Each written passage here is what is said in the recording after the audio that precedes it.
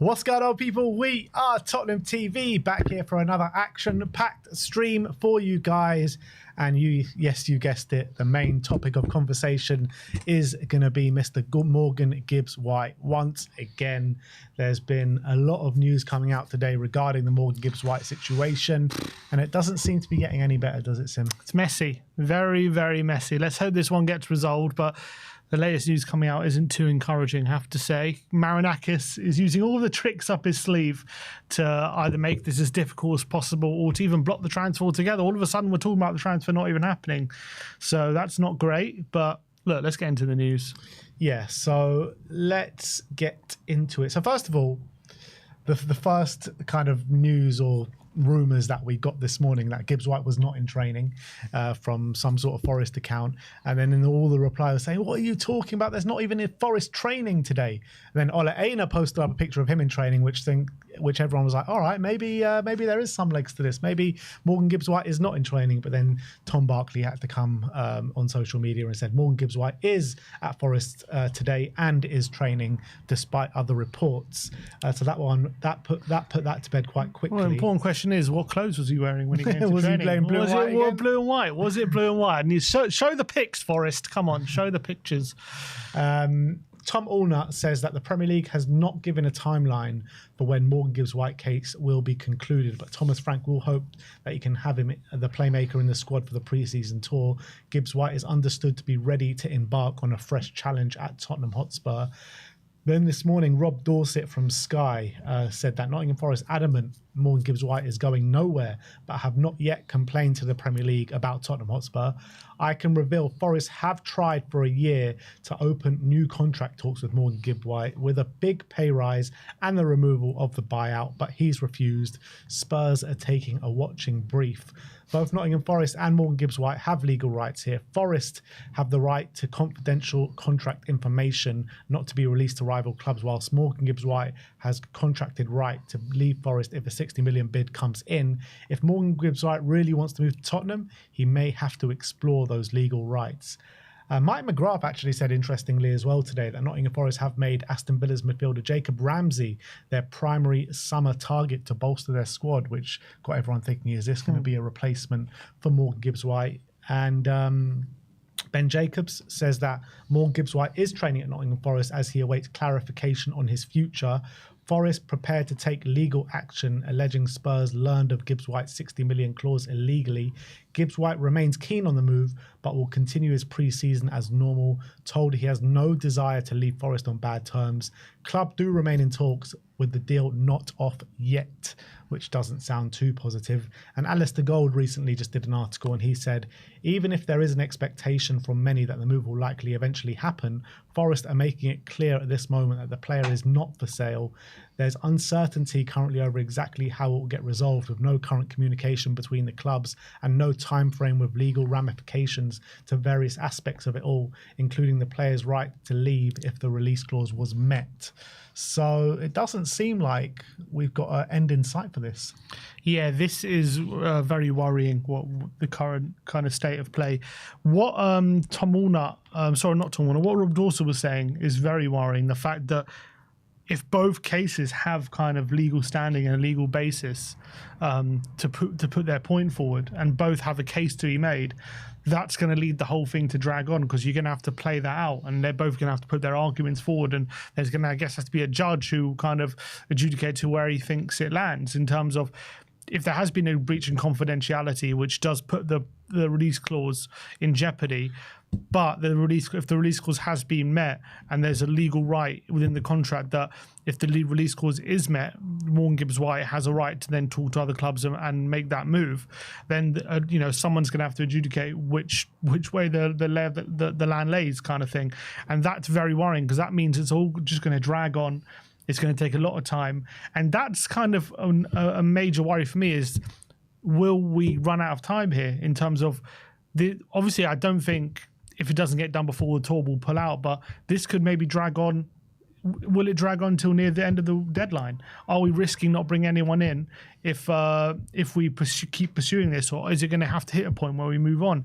And are Forest potentially playing for time here to force us to move on? That's also a major worry for me. And the fact that if Rob Dorset, what he says is true, and both sides do have a case here, then this could lead to a lot of time being wasted and a lot of time dragging on. I hope it falls in Tottenham's favour.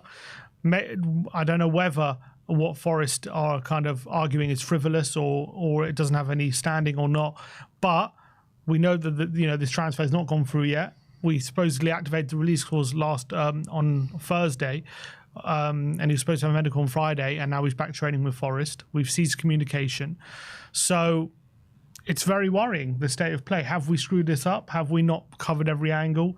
Does it seem as though we have maybe left out a few, we've overlooked something that has led to this transfer not going through, or maybe there's something in the release clause that we didn't know about, which has led to Forest maybe being able to block this at the moment. Maybe they have a case, which is really worrying. And also, if that release clause isn't valid for whatever reason, the way we've gone about this is only going to piss Marinakis off. And is it going to make it harder to get a deal done now if we just had to deal with him and Forest and agree a fee with them?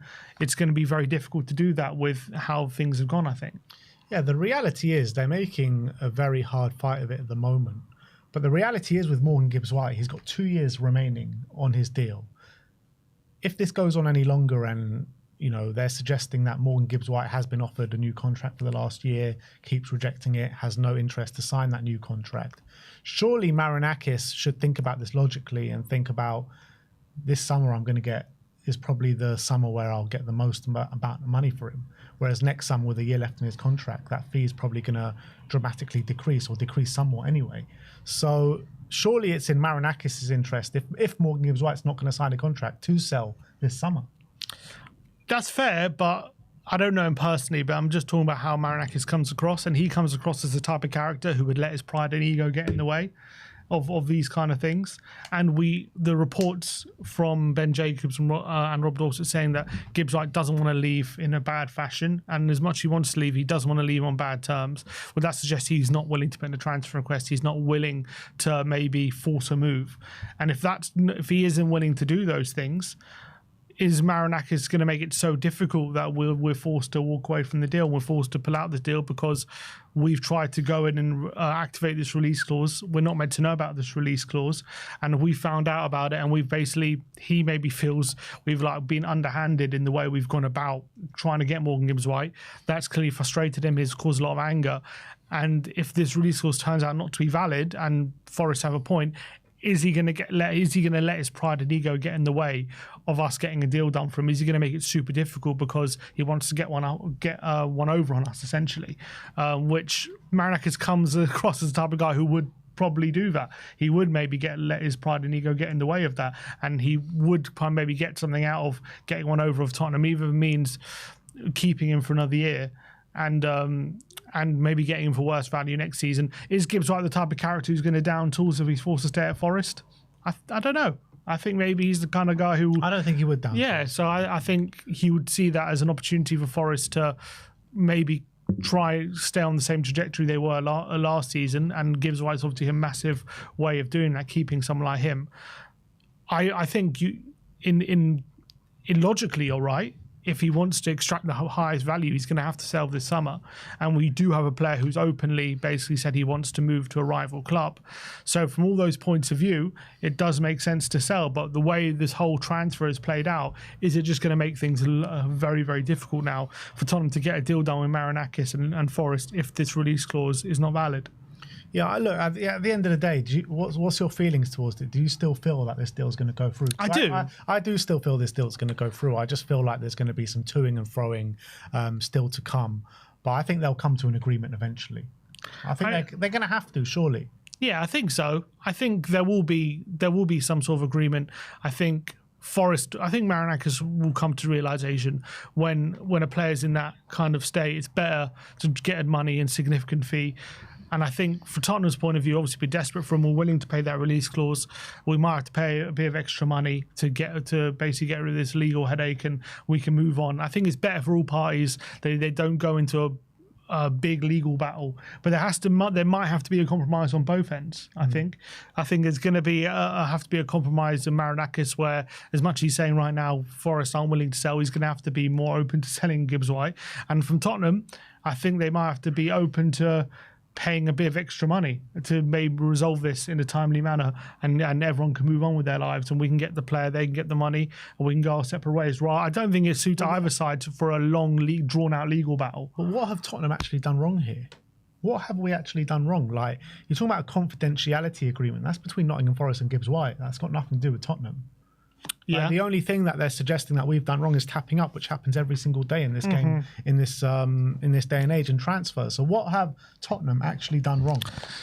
From Tottenham's point of view, they haven't done any wrong. But from Forest's point of view, the fact that they've been told about, look, it's not necessarily Tottenham themselves have done anything massively wrong, but I think it's more about them basically finding out about this release clause and activating it when they're a rival club I must rub Marinakis the wrong way. Maybe he's directing his anger, if he is any anger or frustration at Tottenham, is probably misplaced, but there probably will be some frustration at Tottenham, and they've gone basically behind Forest's back and done this. And as much as it's not uncommon, it probably still doesn't sit right with Forest, because essentially last season they finished 7th. They're looking to kick on. They see us as a direct rival now, or so, they see us as a club that they want to be challenging with for European spots. So the fact that we've tried to poach one of their players, and we've tried to do it in a way that they have no control over, and basically just take him without them having any say in it, of course that's going to rob him the wrong way. I think, but it's not like any other club wouldn't have done what Tottenham are doing. We haven't done, in footballing terms, and like morally or anything like that, we haven't done anything wrong. But if you're Marinakis and you're Forest, of course you're not going to like what we've done. You're going to be unhappy about it, and you're going to be seeing as you're trying to steal one of our players behind our backs, essentially, and you're trying to take one of our better players, and we're a direct rival, and basically you're trying to put yourselves in a position where you're going to be well ahead of us next season. As much as us Tottenham fans probably believe, will Forest have a drop-off? Will Tottenham be a lot better now under Frank? Yeah, well, I believe there's a good chance we'll be better than Forest next season. Forest fans in the club, they don't want to believe that. They probably don't believe that. They believe we're ahead of Tottenham right now, and we want to stay ahead of Tottenham. And you trying to take one of our best players by activating this clause that's supposed to be secret is going to rub them the wrong way. So don't have that release clause in his contract. Don't agree to have that. If you really believe that, and you really think that, you don't want a club to come in and gazump one of your players, and don't have that release clause. They've agreed to that release clause. So they should... But it's supposed to be secret. Irrelevant if it's supposed to be a secret or not. It's still in the contract. It's still there, So if any club comes on and bids that value or higher, they have to accept it. So they have to accept that it's there, and if someone meets it, then he goes, and that's it. I agree, but the fact that it's supposed to be a secret or not, or whatever, it's not supposed to be public knowledge, and the fact that confidentiality potentially has been breached with us basically activating the exact amount the release clause is worth, right? They're now scrambling and saying, okay, they found out about it, we have to basically use any legal trick we have up our sleeve to try and stop this from going through, because we can't lose one of our best players to a direct rival. And if we find that for whatever reason this release clause is no longer valid, or if we try and activate it, it's gonna lead to some really long drawn out legal process that we're better off not activating it and trying to negotiate directly with Forest.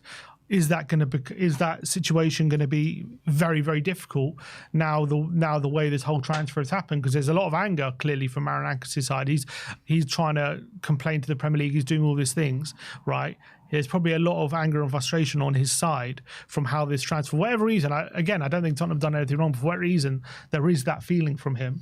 Yeah, probably a bit directed at Tottenham and Gibbs-White and his agent, all this kind of stuff. So is he going to make this deal as difficult as possible? And is it going to get to a stage where it's too difficult to do? That's what I'm worried about. I don't really think it will. I think there will be a resolution fairly soon, and I think he will be a Spurs player come the end of it. But look, it's just classic Marinakis. All of this is just classic Marinakis. We've seen him throw his toys out the pram so many times over the last year in general. And yeah, it is frustrating because we wanted him training with the team already. We wanted him in for the first friendly, which is this weekend. Whether that happens or not, I don't know. But like I said, I do feel like they'll come to some sort of positive resolution sooner rather than later. They know fully well that he wants to join Tottenham. He's accepted personal terms. He was about to do a medical. Whether he did that or not, I don't think he did. But he wants to leave. He's only got 2 years left in his contract. His value is only going to go decrease if he stays at Nottingham Forest from here on now. He's refusing to sign a contract. It does all point towards him making that transfer to Tottenham. I think so. And I think once it got to the stage where he was even, having a medical or medical was booked and those kind of things, it's very rare for at that point transfers get called off and they don't happen. But it does happen. This could be one of those rare cases where it doesn't go through. I don't think it. I think it will go through. I think Morgan Gibbs-White will be a Tottenham player. I just hope it's it's not drawn out too much and he's here in time for the tour and he can be here for pre-season and, get used to his teammates, all these different things, because I think those things are important. But at the end of the day, the most important thing is we get it over the line and we get him through the door. And Forest are making this very, very difficult. They're going to make this very painful and a very frustrating process. Marinakis, I think, for a lot of reasons, is going to make a very public image of him trying to basically not lose Morgan Gibbs-White without a fight. And if we just activated the release clause and he had a medical and bam, it's done, it would have been seen as though they've just lost him without any say in the matter. And at least in this way, they've shown they're trying to fight for him. They've shown they're trying to keep him at Forest. They're showing to the Forest fans, we don't want to lose him, we want to keep him. We're not... we didn't have a great season last season just to basically be stripped of all our best talent. We actually want to kick on. That's the message he's trying to send to the Forest fans. But at the end of the day, I think... with the clause in his contract, all these different things, I think they might be fighting a losing battle as much as they might have a long drawn out process and all this kind of stuff. I think how much can they really do if their clause is there? I think we're going to have to. It might have to be a long drawn out process, but I think it will end up with Tottenham getting him. Yeah, it's just like a face being put on by Marinakis in terms of making it seem like we're not weak. We're not going to lose our best player easily, just like that. But ultimately, I don't think he's going to have a leg to stand on, to be honest, as the days and weeks progress. But at what point do we say that we just need to move on from this if it just keeps getting drawn out and drawn out and drawn out? Because we can't put our whole summer business on hold just for this deal. Mm-hmm. We need to move on. We need to kick on at some point. We need to start focusing on other deals. And if Morgan Gibbs-White, I don't think it will get to this, but if it does get to this and he doesn't join and Marinakis really does block him from leaving in general this summer, at what point do we move on? How long do we give this? It's a good question. When someone like Gibbs-White and his quality is available and you really want him, is it a case of we get him this, we try it as hard as we can now, and if for whatever reason we can't get him, are you willing to wait a year to get him in and go forward with what we have? Or is it a case of if we can't get him this season, we have to move on and get other targets and maybe risk getting someone maybe not as good as him for the short term because you're desperate for someone in that position? I really like Gibbs-White. I think he's very, very talented. But I do think we have a lot of players in his position. Could we wait a year for him, or do we need him right now? It's a difficult question to answer. I wouldn't necessarily. I said this before. I don't think we're absolutely desperate for him because we have Kudus, Maddison, and Decky who can all play in that position in the squad, really. So. Is he someone that we wouldn't be able to wait a year for? Yes, but I wouldn't want to wait a year for him. And if we feel like anything can happen, though, that's also you're risking losing out on him if you wait a year. But then, if you're saying you're not going to sign him this summer, do you just move on or do you wait for him? I guess you got to move on. But then, who do you go for? That's another big question. Do you go for another number 10? I mean, I'd love Xavi Simons.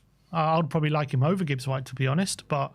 Maybe we feel like Gibbs-White's an easier deal to do with that release clause, and maybe that's why we've done it. But nothing seems to be happening with Eze and Arsenal. Do you go in for him? Like there are other players out there that you can potentially get. Yeah, but yeah, I agree. Is Gibbs-White? He's not the be all and end all, but yeah, I think you wait till the beginning of the season, I would say, and if it's not done by the start of the season, you move on. Well, that's a long way to wait. That's a month of waiting. But yeah, look, we'll have to wait and see. I'm sure more news will come out on this topic as the hours progress and the days progress. So that is where we're at this moment in time. Nottingham Forest and Marinakis definitely digging their heels in and trying their best to keep Morgan Gibbs-White at the club this summer. No real word from the Spurs side or anything about. Well, they seem to be just playing a waiting game at this moment in time. Yeah, the only thing we've heard from Tottenham side is that we're still confident that the deal's going to go through, and we're still working out the legal stuff, but we're confident this deal's going to get done. That's the latest. We haven't heard anything from Tottenham side saying we're worried about this deal not going through or anything. Yeah. The only thing that makes us worried is that obviously stuff coming out from the Forest side saying he's not for sale, all this kind of stuff, and they seem adamant. But is that just a public ploy? Is that all just to force a narrative in the public one way rather than the actual reality of the situation? Because Tottenham don't seem worried. Yeah.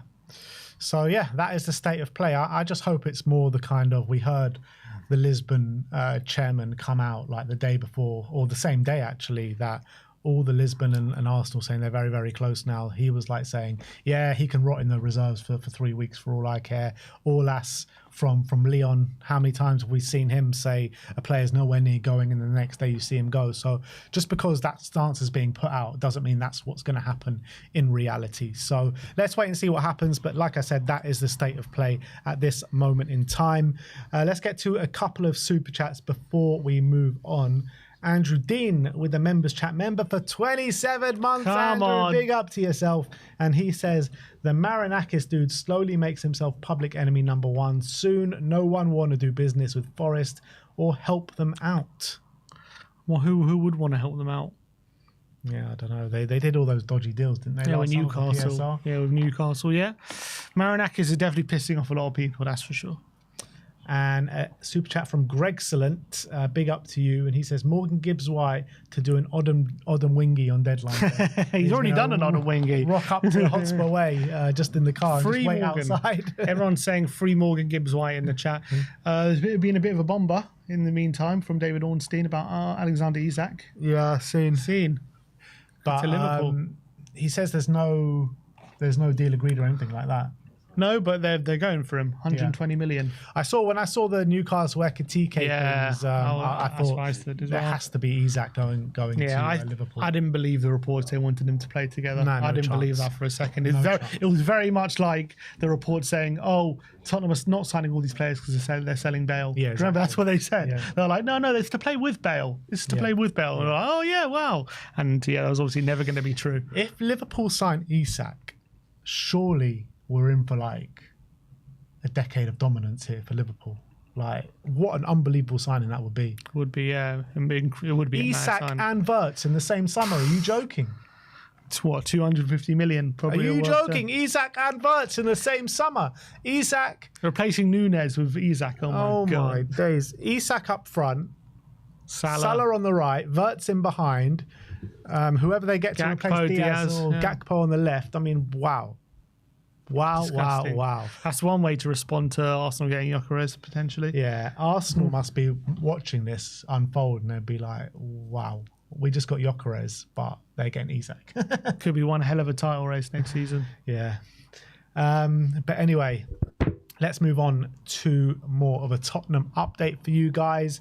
And we're going to start off with Alistair Gold's update on Kota Takai, as Kota Takai has now received his work permit this morning, so he can start training with his teammates now at Hotspur Way. I thought he'd already received it, but clearly not. And we haven't seen him in any training.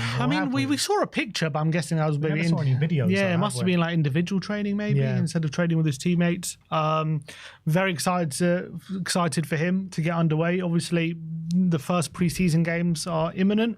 They're coming this weekend, so it'll be very interesting to see what kind of lineup Frank picks. We're going to learn a lot from that first pre-season game, how we're going to set up, and we're going to see where Takai obviously fits in.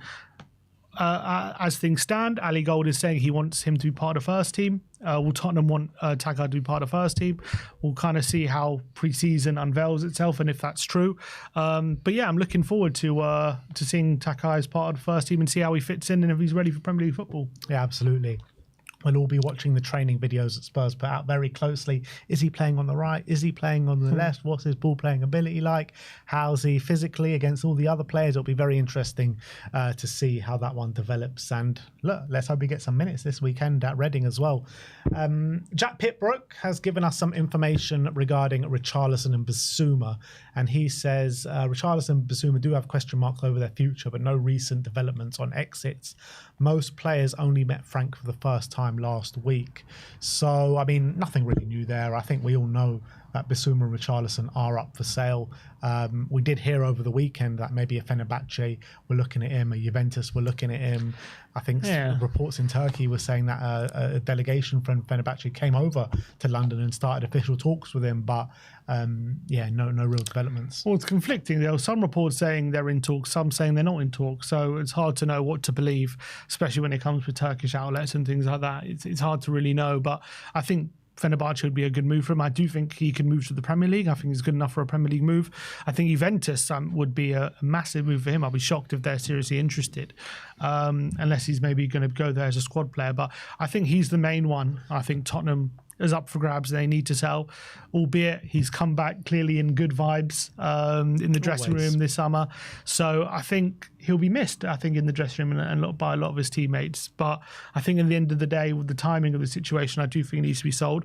Rishi's an interesting one because I think Frank would like Rishi. I think we know Rishi's a good player, but we just can't seem to keep him fit. So I think from that basis, we're going to be open to offers, but whether we get any offers that are sufficient enough, it's going to be very interesting. But again, it comes back to these club numbers, these squad numbers. We've been through a million times, but we're going to have to sell a significant amount of players. And there's even talk of signing more players. If we're going to do that, there's going to be one hell of a clear out between now and the end of the transfer window. Or there's going to be a hell of a lot of players in the squad who aren't Champions League registered, which is also a possibility. But it's going to be a lot of activity between now and the end of the window, I think. Yeah, like currently 9 players over the threshold for the Champions League squad. If Morgan Gibbs-White gets confirmed, that's 10 players over the threshold. The maths ain't mathing. Let's be real. So players like Bissouma, players like Richarlison, particularly like Bissouma, and maybe even Bentancur with 1 year left on their deal. You know, some hard conversations and some hard decisions are going to have to be made. I mean, particularly Bentancur, because I think a lot of fans were happy probably to see the end of Bissouma last season, but Bentancur, he's had a hard time of injury, concussions, bans, but I feel like a lot of people think that Bentancur probably does get into our best 11 at this moment in time, but he only has a year left in his deal. And we heard a while ago that he was going to sign one, still no developments on that. So if he's not going to sign a new deal, then you're going to have to sell him this summer. Agreed. Which is not a great situation as well, because I want Bentancur to stay. A lot of rumours suggesting is his future tied to Romero. Is he waiting to see what Romero is going to do, because they're very, very good friends? I doubt that. I doubt that's got massive bearing, but maybe that they're two players who have very close ties in the dressing room. Do they want him to stay? It's going to be, but if we let go of Bentancur, we're going to have to replace him. So it doesn't really help with the squad numbers massively. The whole thing's just a bit of a mess when it comes to our squad numbers. Yeah. Let's move on and let's talk about Cuti Romero. If you all thought that you heard the last of the Cuti Romero saga, you are horribly mistaken, unfortunately, as ESPN in Argentina are reporting today that Atletico Madrid will go all out for Cuti Romero. Simeone's team aims to strengthen their defence with the Argentine centre-back and will do everything possible to sign him this summer. So if you believe all the reliable outlets, particularly Fabrizio Romano, he says there's just no conversation happening at this moment in time between Atletico Madrid and Cuti Romero or Tottenham. But they're claiming that they are going to go all out for him. Yeah, and I think they will. I don't think we've heard the last of this, in my opinion. I think this is going to rumble on until we get real solid clarity, which we haven't gotten. Yes, we've gotten no talks and stuff like that. We haven't gotten any clarity that he wants to stay. Tottenham aren't going to... I know that the word coming out of Tottenham is he's not for sale, but that has to be the word, doesn't it? Because that's the negotiation. You're going to have to say to Atletico to get the best deal that he's not for sale. That's how you strap the maximum kind of fee.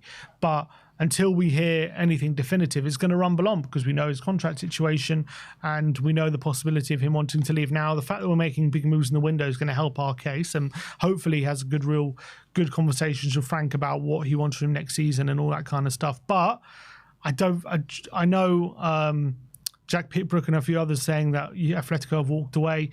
I think that's also probably a tactic from them to maybe make Romero a bit antsy and all this kind of stuff. I don't think we've heard the last of this. I really don't. I think it's going to rumble on and we're going to keep hearing news from both sides about where this deal potentially is going to end up. Yeah. But like the longer Atletico wait, I mean, the harder it is going to be for Spurs to accept the bid because I don't know it depends if they're planning to bring in a replacement or not. If they're not bringing in a replacement, then I guess it doesn't really matter at what stage of the transfer window it comes in. But if they are going to look to bring in someone of a higher caliber to come in and replace Guti Romero, surely the longer they wait, the harder it is going to be for Spurs to actually sell. I agree, but you're talking to a club that sold Kane on the eve of the new season. Yeah, this is a different club we're talking about now. This is Daniel Levy taking a step 2.0. back, heavy investment. This is a different club we're talking about now. This is a club that have got 2 here we goes for 60 million plus signings in 2 days. I don't think a leopard changes spots that quickly. I know that it's very exciting at the moment, but I don't think we're looking at a brand new club just yet. And I wouldn't be surprised if that kind of thing still happens. Look, I think I'm hoping you're right, and I'm hoping that we're looking at a brand new club right now with new investment, and we're going to start doing things in a different way. And there's evidence of that for sure. But this is still the club that did that sold Kane on the eve of the new season, literally a day before our first game of the season. They sold Harry Kane. On that Friday in the last training, Kane was still a Tottenham player, and come the Sunday on our first game of the season, he wasn't. So in terms of this rumbling on, I agree with you. It's going to make it more difficult, but I wouldn't rule it out. Yeah. Well, how do you think this is going to play out? Will he be a Spurs player come the end of the transfer window? What's your prediction?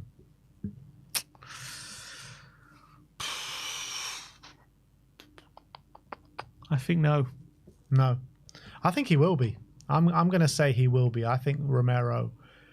I think they're going to price him out of the move, to be honest. And I don't think Romero's going to end up going anywhere. But I hope I'm right. Yeah, I hope you're right as well. I want him to stay. And last but not least, Coney de Winter, some links coming out for him once again. Never seems to go away, this guy. I know. Peter Hall says that Tottenham are rivaling Inter Milan to sign Belgian defender Coney de Winter. There has been contact between Genoa and Spurs. Genoa are willing to accept £22 million for the international centre-back. And this one surely will only happen if Romero goes. So are Spurs trying to make contingency plans for a Romero exit? I mean, if there's any truth to that, I would say yes, because there's no way we sign another right-sided defender unless Romero's leaving, unless maybe someone else like Dragoshin is leaving. So I agree with that. I don't know how reliable Peter Hall is, but when it comes to De Winter, I would like to think, I mean, he's a young centre-back with high potential, but I'd like to think if we've already got a lot of those, and I'd like to think if Romero's leaving, we'll get someone a bit more experienced at a higher price point. But definitely, I think any centre-back we're looking at now, you have to think one of the centre-backs is leaving. Yeah. And the only one would really make sense is Romero, unless Dragoshin were willing to listen to bids for him. Exactly. So, yeah, that is your Tottenham update for today. I'm guessing some more news will keep breaking throughout the day, if not definitely by tomorrow, which will bring it to you here first on We Are Tottenham TV. So let us know your thoughts on all that speculation down in the comments section below. I believe there was another super chat to get into from Essa El Shamari, member for 50 months. Essa, big up. 50 says big up. The one time we get a quick deal done, this happens. You just can't write it. It's so frustrating. It was too quick. Man. It was too quick, Essa. See, we always say it's a bit too good to be true, man. Just to get deals done so quickly, just like that, and a top deal like that, Gibbs-White. On the back of Kudus. Like, we're all waiting for Kudus to be announced, and suddenly you just get this here we go. It's like, what the hell's going on here? It's gone from pay the effing money, Levy, to just negotiate, Levy. Just negotiate. Take your time. Chill out. And George U, big up to you, George, says Morgan Gibbs-White is perfect for Spurs. Please, please, please sign. Yeah, and this is a guy, Gibbs-White, who City were very interested in him. This is a guy City wanted. So I think I agree. This is a top quality player. I think it'll be a massively improved squad and the quality and the depth as well. So I'm really, really excited about this potential deal. But let's just hope we can sort all these problems out, because it's just very frustrating at the moment. Extremely frustrating, and it's just like we just want to crack on with the transfer window as well. We want to see the Adam Whartons come in. We want to see all these guys, and Spurs kick on with some more transfer business. But it just seems like everything's at a standstill right now, just waiting for this Morgan Gibbs-White situation to resolve itself. So very frustrating. Is Wolfie there? No, he's not. Yeah, okay, he's going to come at 3. Okay. We've got another super chat here from George Orton. Big up to you, George. And he says, do I hear a costume bet for the Cuti Romero stay or go? Well, I don't want it to happen. So I don't want to make a bet against myself. It's like a lose-lose. Yeah, it's like a lose-lose. Why would I do that? I'm happy to do it. Yeah, I'm sure you are. It's a win-win. If he goes, then it's like double mud for me, because he goes and I have to dress up. Where if he stays, you have to dress up. So yeah, it's not too bad. No, I'm all right. I want him to. Yeah, exactly. I don't want double mudding. If he goes and I have to dress up. Yeah. No, I don't have to dress up. No, if he goes, I have to dress up. But if he goes, okay. But if he goes, you'll be like all happy winning the bet that I have to dress up. Yeah, I wouldn't be happy though. I wouldn't be happy. No, I'm all right. I'm all right. George, he's rejected the bet, mate. Someone say bet, mate. Someone did say it. All right, so we got a couple more segments to bring you in. We're going to be reacting to the Mohamed Kudus training clips that Spurs have put out on social media. So without further ado, let's get into that and let's go and watch some Kudus ball. Kudus had his first training session at Tottenham yesterday with his teammates. So we're going to see what we can pass out from Kudus in his first training session.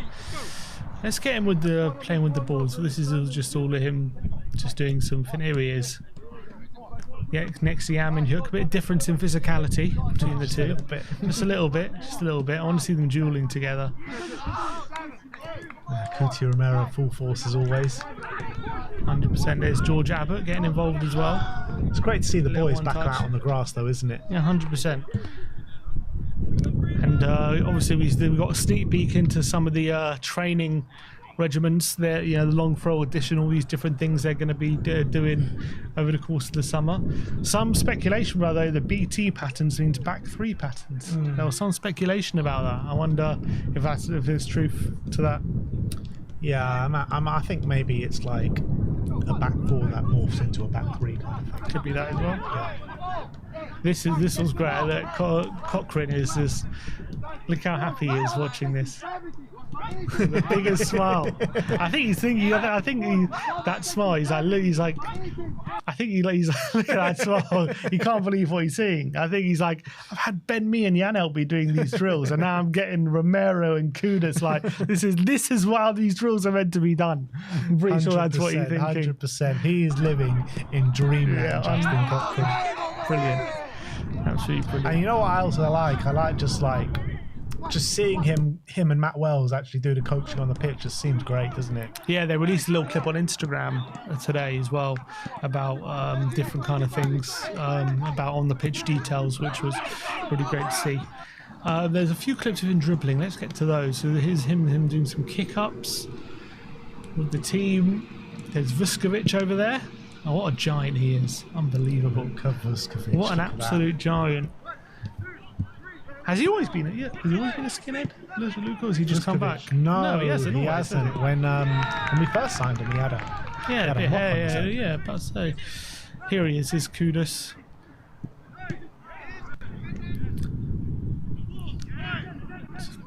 Oh, Yang. Oh, Yang. Got Yang by Yang. Jeez. Nice one, Dan. So I'm trying to work out what kind of drill this is, but quick 1-2, so he's kind of quick in behind. See, it's very well, like on his right-footed shot there.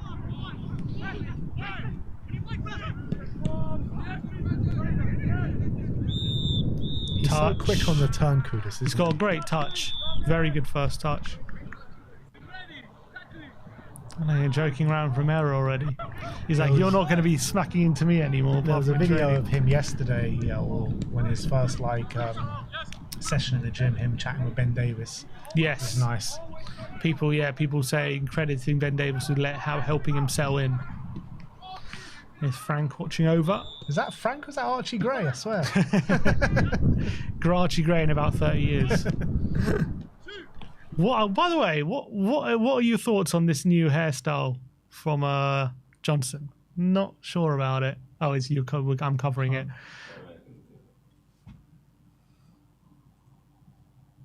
Not Seems sure. like he did it himself. Yeah, I'm not sure about this. It looks like he's got his younger sister or something to cut his hair. I'm not sure about this, Ben. I think he did it himself. Never mind younger sister. Yeah, it's not the. I don't know what it is. Why does it look?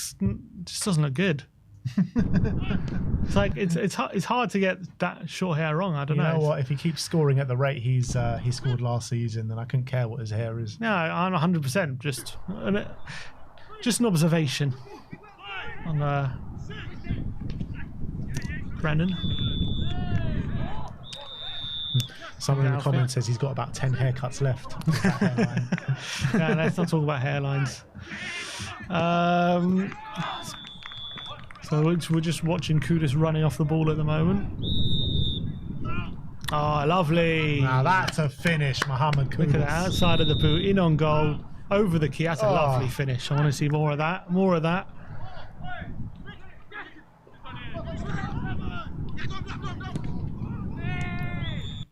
I think this guy is going to be so good. He's very good at. So this what they're about to show here. Look, this little touch and quick pass before a player gets there. I've noticed for West Ham, he's very good at that.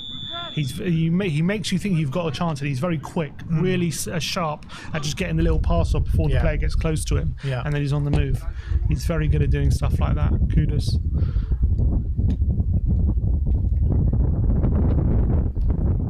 He's a proper athlete, isn't he, Kudus? Quick, strong. Oh, look athletic. how he just breezes past a doggy there. Look, just gets there. Doggy couldn't handle him. Look at that. Yeah, Gets in front of him. A doggy wasn't exactly going at full pelt though, was he? He didn't really notice him behind him. He did, didn't he? No, he sees him. He's got his arm on him, and he just couldn't stop him. Couldn't stop him. That's the kind of physicality he has. Nice Dane. Didn't Dane have a surgery? So he came back fairly quickly from that. Didn't he have surgery at the back end of last season? Did he? I can't remember. I think Ange confirmed, didn't he? Ange said he was going to have surgery. You're right. It's great to see Lucas Bergvall as well. Another finish from Mo. Right-footed finish. Out to Yang Min Hyuk. I want to see some more Bergvall ball, to be honest. I want to see Bergvall. Pick out a man. So the problem is they're focusing so much on Kudus, you don't really see anything else. You just see, it's like player cam, but I like to see more of the full picture. There's Bergvall. Does make you think as well, like, because Bergvall was like one of the first names on the team sheet, like second half of last season. If we do bring in a Gibbs-White, yeah, for sure, it's a battle. Bergvall's got a big battle on his hands. But again, I actually think football's going in the way where there's so many games now.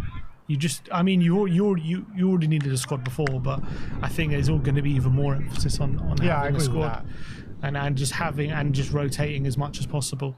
I think you can see it with all the clubs in the top six. They're all just stacking their squads, every single one, absolutely stacking them. There's only so much you can stack unless, like, you know, the non-European clubs can. But I'm saying in Europe, like, if you want your whole squad to be in the European squad, you can't just keep stacking players. And that's just not Tottenham, that's everyone. Yeah, 100%. We obviously only have limited numbers. Obviously, I think Arsenal and City, they use their homegrown quota, I think, more than us. So they're not as limited, but yeah, for sure, we're definitely limited.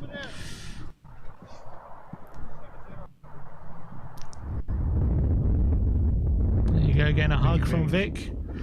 Big Vic towers over him. His heart's in Tottenham. His heart's for the Spurs. It's Yang. There you go. That's it. That was his first day of training. Spurs putting out some great content at the moment. Loving every second of it. Loving every second of it. And yeah, I'm sure more's going to come out later today and we'll react to everything, each and everything that we can possibly react to. So let us know what you noticed in this Kudus training video. Some more super chats to get into. First from Christopher Burgos saying, if we can't get Morgan Gibbs-White, who do you think we should go for? Greetings from Japan. I'm Canadian, though. Come on, you Spurs. Yeah, I think the two options you said, I mean, Xavi Simons and Eze. I mean, obviously, I think Eze still will end up at Arsenal, but I think definitely Xavi Simons, for sure. I would love him. I don't know if he's a pipe dream or not, but I'd absolutely love him. Other players in that position, do we give Donnelly a chance?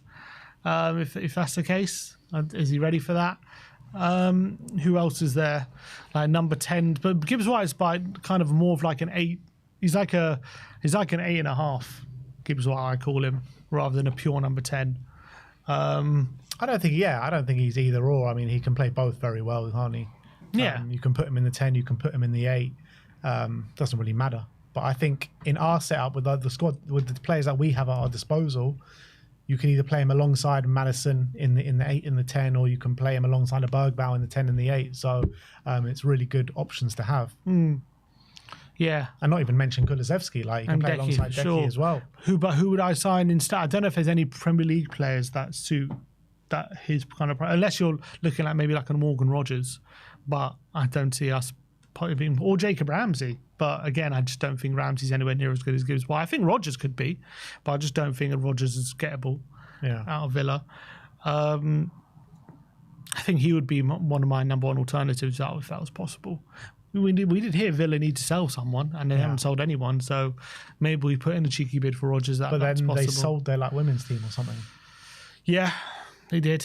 So maybe they don't need to sell anyone. I don't know their situation really, but.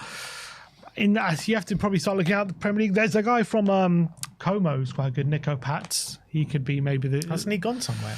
I think he was linked with someone. I don't know if he's actually gone anywhere yet. Didn't he go to... What, Inter? I thought he went somewhere. Nico Pats. He was rumoured to go to like Real Madrid and stuff. I don't think he's gone anywhere yet. Oh, I see. No, he's not, because Real Madrid have like a really low buyback option on him. But no, they haven't activated it. Someone like him, potentially. I would look at. Yeah, I'm not sure who else. We've got another super chat here from Anvil, member for 41 months, says, would you like to see Archie loaned to Leeds? So, I mean, it very much depends on what the story is with Bissouma, what the story is with Bentancur. Are we looking to bring in another 6? Like, are we seriously interested in someone like Wharton? I don't really know, but if we are selling Bissouma and Bentancur, then if we do bring in a 6, then you'd think that Archie probably needs to stay as cover for that 6. For sure. But if one of Bissouma Bentancur stays and we're signing another one, then I struggle to see how he's going to get game time, especially if Gibbs-White comes in as well. On top of that, you know, because he was also could have been an 8 grade, but then you got Berg, Valsar, and Gibbs-White you got to beat out in that competition. I mean, good luck. I think the plan might be to sell Bissouma and Bentancur, and with that, you know, you're looking at we need another fullback as well. So I think the plan might be to use Gray as rotation options in the 6 and cover options at right back. Yeah, obviously, yeah, it could be that, but we'll have to. But we don't know. We don't know if what's going on with Bentancur, Bissouma. I think Bissouma for sure, but I don't know about Bentancur just yet. So that is that. Is Wolfie here yet? No. Where are you, Wolfie? Oh, he just messaged. I think maybe he heard us. What's the passcode? Oh, yeah. The boy who cried Wolfie.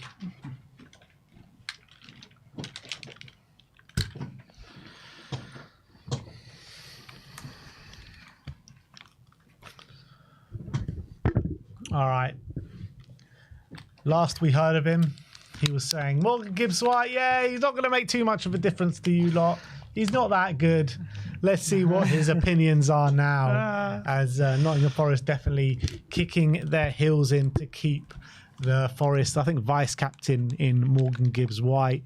Marinakis trying to show his strong side to him, and let's see what Wolfie's take is on it. So let's bring on Wolfie. Afternoon, boys. How are you?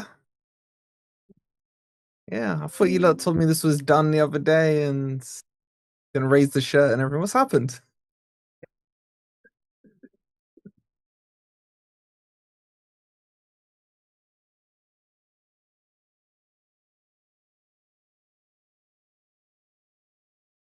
Yes, so there's only really one person to blame for all of this, and that's Levy. Levy, had Levy done this the correct and honourable way, it would have been done already. Can you hear me okay?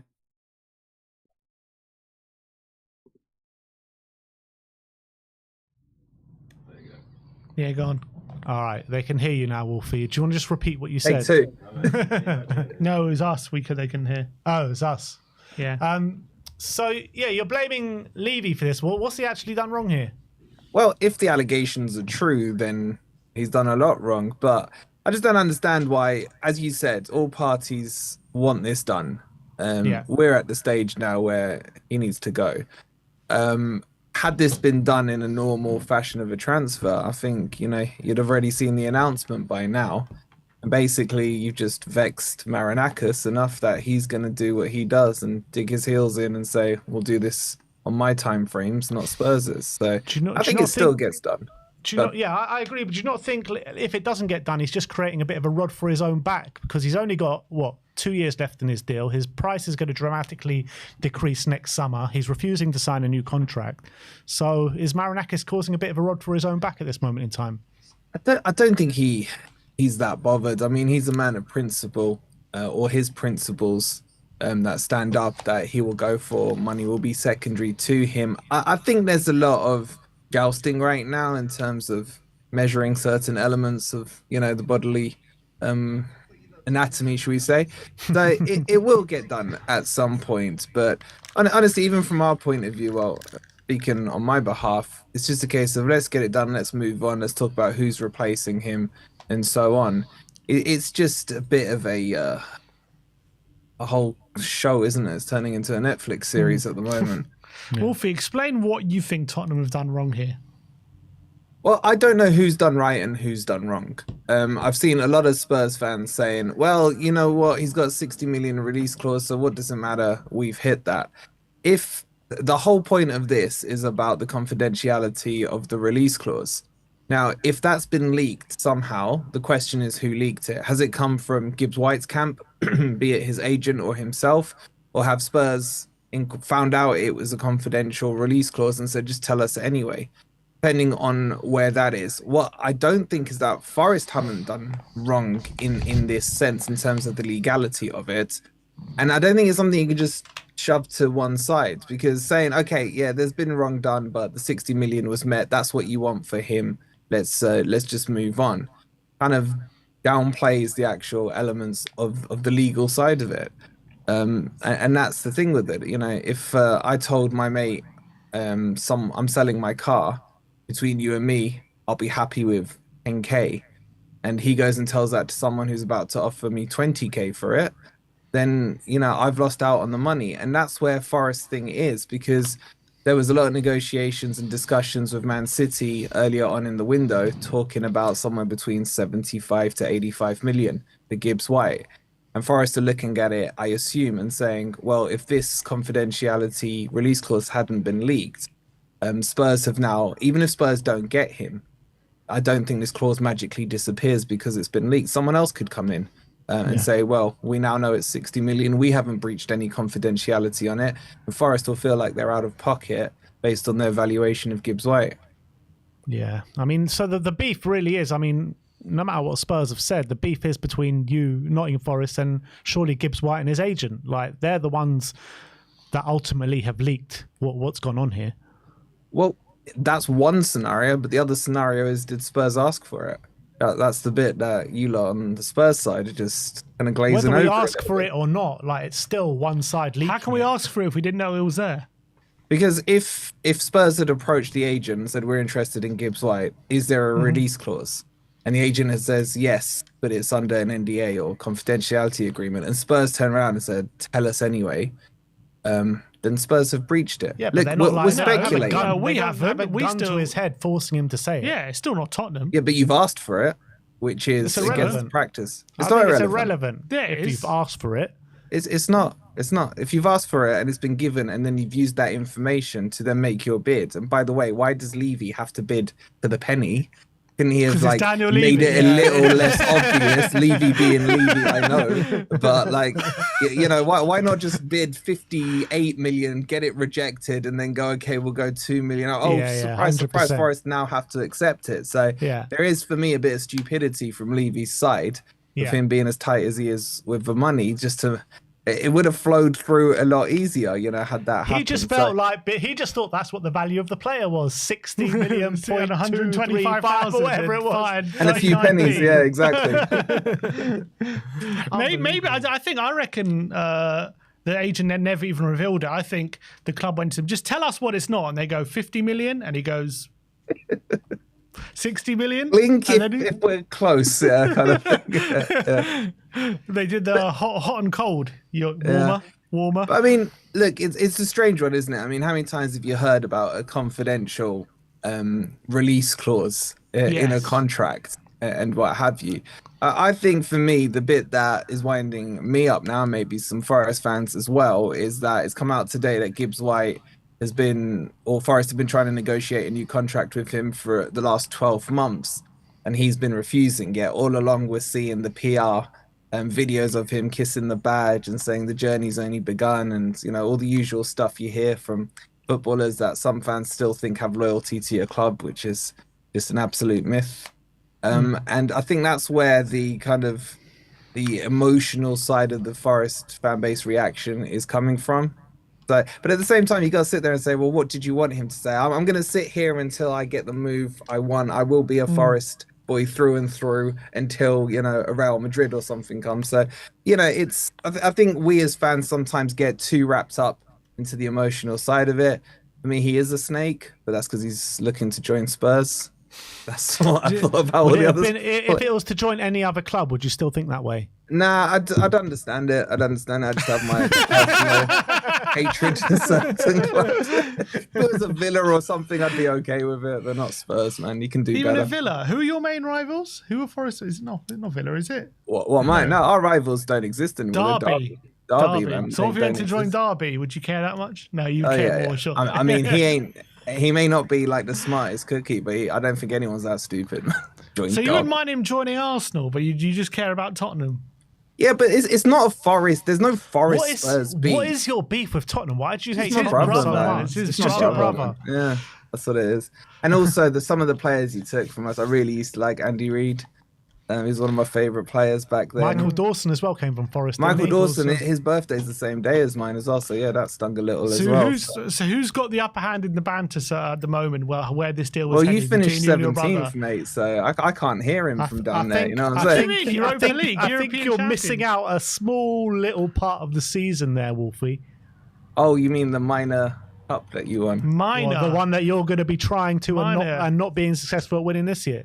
You'd Yeah, give your you left know, leg it's- to win that trophy. Our standards Let's are see how higher than easy that. it is. Let's see how easy it is when you're in it this year. Yeah, we got 2 big ear trophies, mate. When you get your hands on one of those, let me know. Wolfie, you said about Marinakis being like a man of principle and all this kind of stuff. Like, I was go. chatting to Ben before about Marinakis.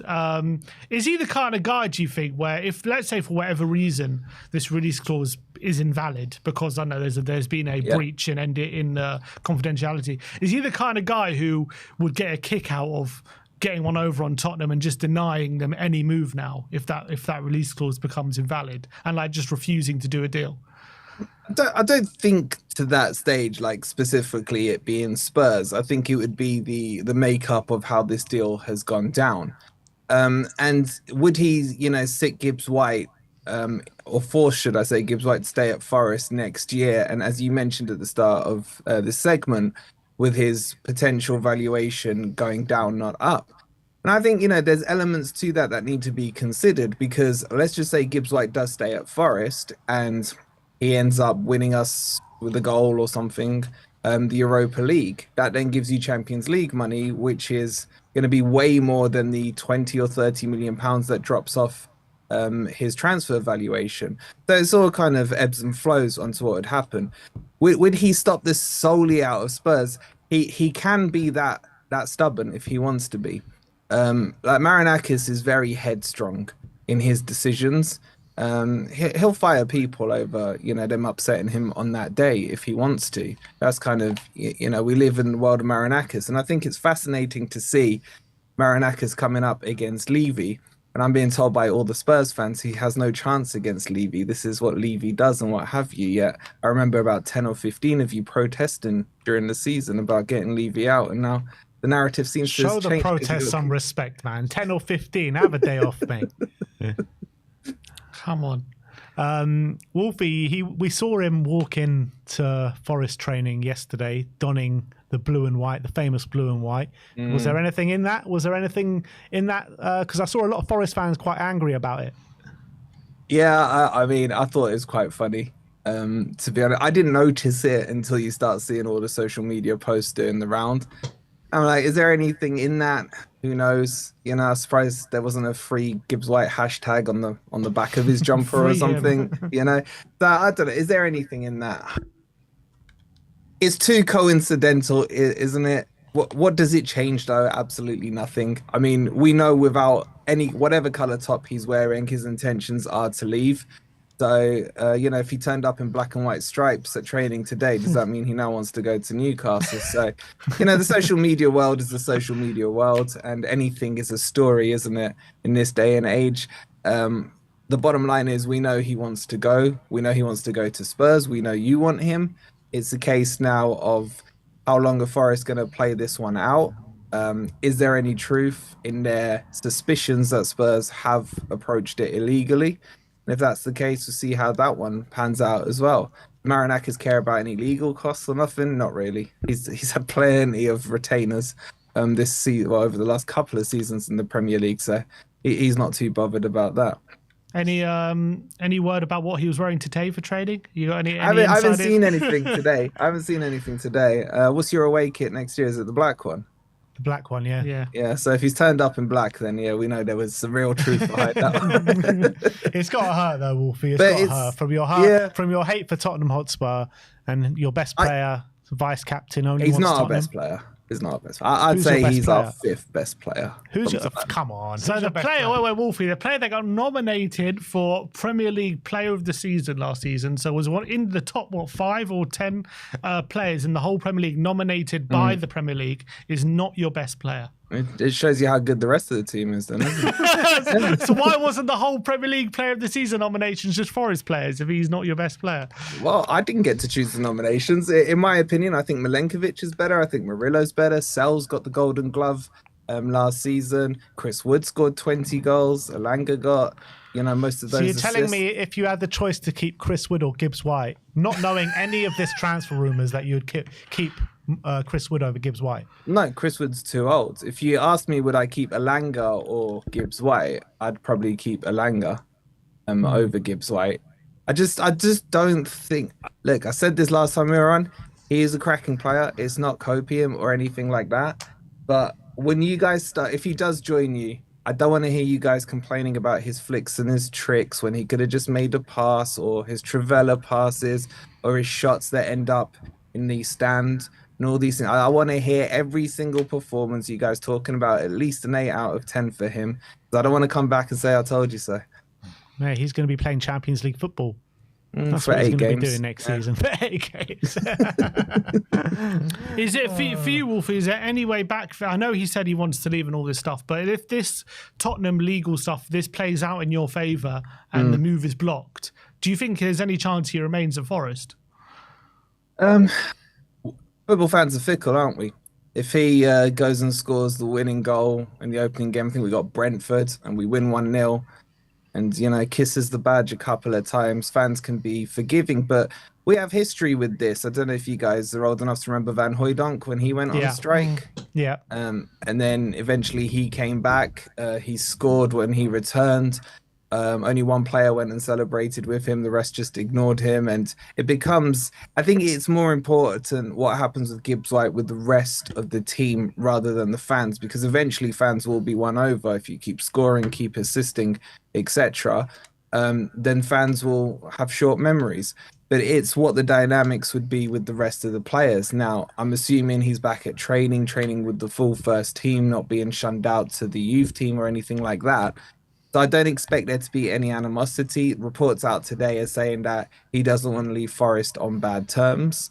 Doesn't really change my opinion on him. How would I feel about him? I don't know, boys. I can be quite fickle myself. If he goes and scores a winner against Spurs or something and then does his finger in the air celebration, then yeah, I can, find some forgiveness in that. But as it stands now, I just don't like the way it's playing out from our end, especially with the whole contract talks, with what he's been saying throughout the year.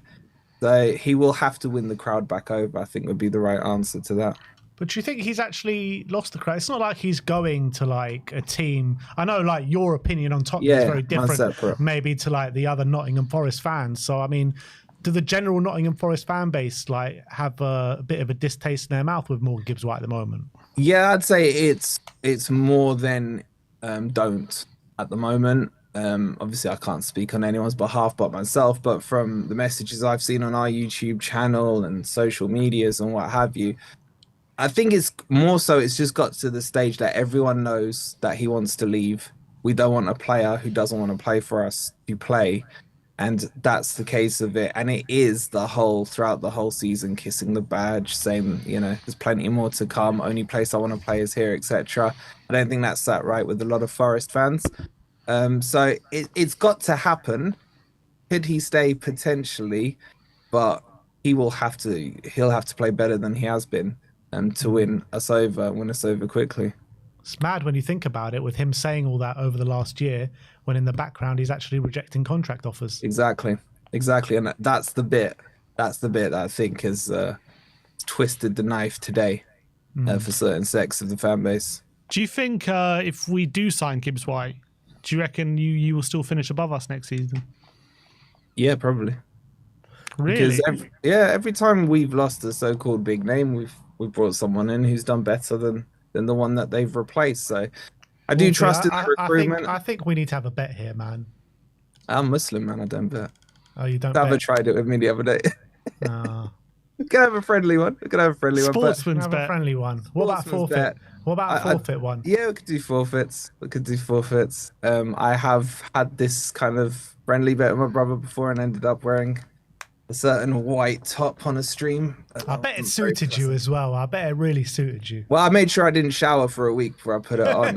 Didn't wash it when I gave it back to him. So yeah, so I've my mouth. If Tottenham finish above Forest, Wolfie has to get a number 10, not number 10, whatever number he's going to be, a Gibbs-White Tottenham shirt. And if we don't, what do you reckon? What's a good forfeit? I don't know, man. Something like I would say, you have to wear the Forest top, but that'd be an upgrade for you guys. So it has the stars and everything on there. So I don't know. Finish above us 1 year in the last how long? And you're giving it the big one. Oh, but if I talk about the history, I can't talk about the history, and if I talk about the present, it's an anomaly year for both teams. I think this season is going to be very interesting because I look around at the teams that and look at their current recruitment, and I would say most teams under Forest, barring I don't know, I don't think many have improved their teams. I think the teams above us have started to stretch the gap. You see in Liverpool linked with Isak, Newcastle with Ekitike, etc. Chelsea and Arsenal and what have you. I think the teams below Forest haven't really strengthened too much. Obviously, you've got Kudos in, potentially Gibbs-White. You're starting to look like you're building something that will bring you closer to us. I look at United, they've only got Cunha over the line. The rest of the teams, I mean, Brentford are being stripped out. Bournemouth have been stripped out. So it'll be interesting to see how it plays. So whatever happens, You're being stripped as well.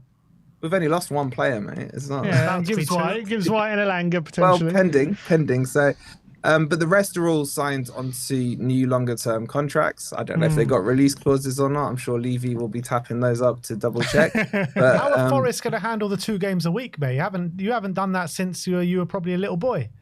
Mate, what do you think happens in the Championship, mate? You play Saturdays and Tuesdays. It's a bit different to play the Europa League, mate.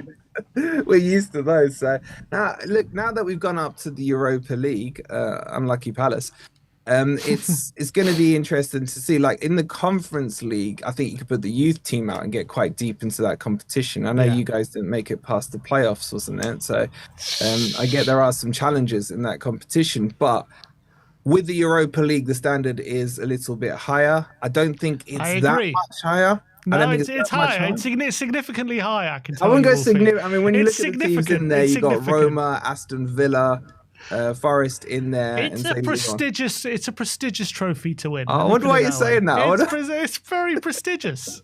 Significantly higher quality. Towards the prestigious one, I would say.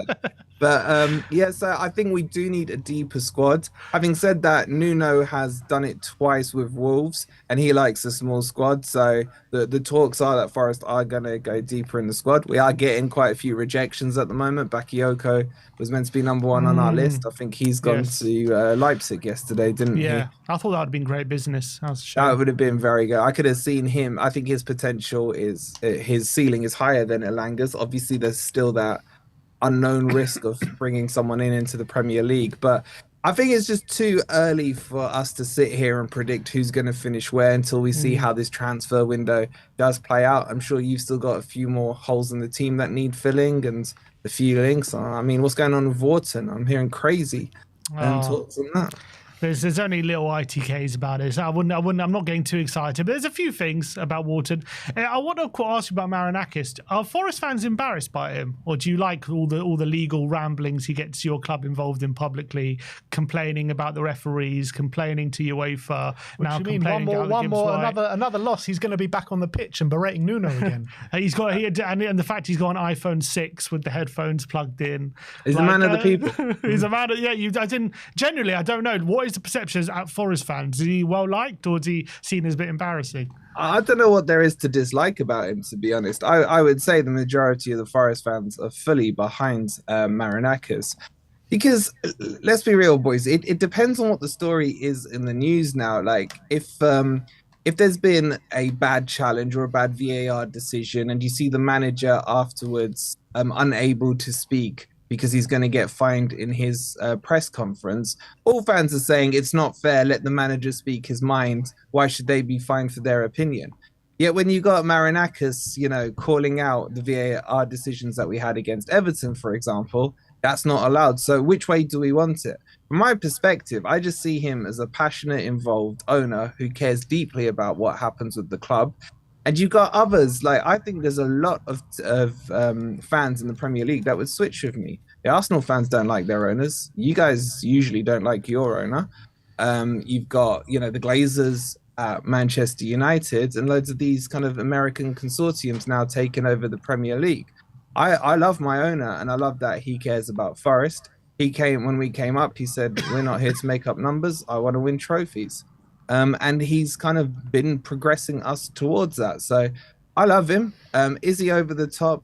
Yeah, but I'd prefer that to an absent, distant owner who's just counting their dividends when I know my owner is pumping in millions and millions each year. And I like a bit of passion. Yeah, you can't be going on the pitch, though, and berating your manager. That's His a bit pitch. too much. His pitch. Unreal. And he wasn't... How's he got an iPhone 6 though? I don't get it. I don't man get of it. the people, man. He's a simple millionaire. He's a simple. How do you think the rich stay rich, mate? They don't.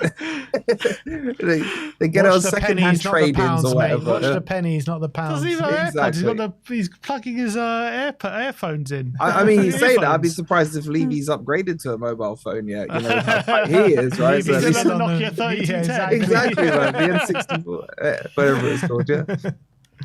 All right, Wolfie. So last question. I think you did answer it before, but is this transfer going to happen? In my opinion, yes, it will happen. subject to Spurs being cleared of any wrongdoings. We'll see how that one works out. But even if it doesn't happen, I think one way or another, Gibbs-White will leave this summer. I think the funniest thing would be if, I don't know, an Arsenal came in and said, here's 60 million. We didn't breach any confidentiality agreements.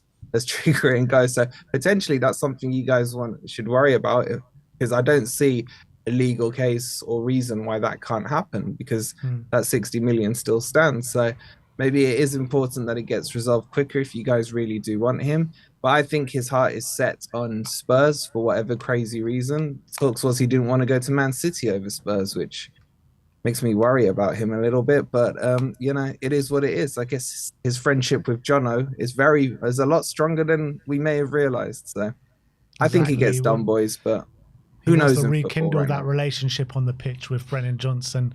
Very good relationship. Yeah. Yeah, always good to speak to you, my friend. Thanks for coming on. Everyone do go and subscribe to Forest Fan TV.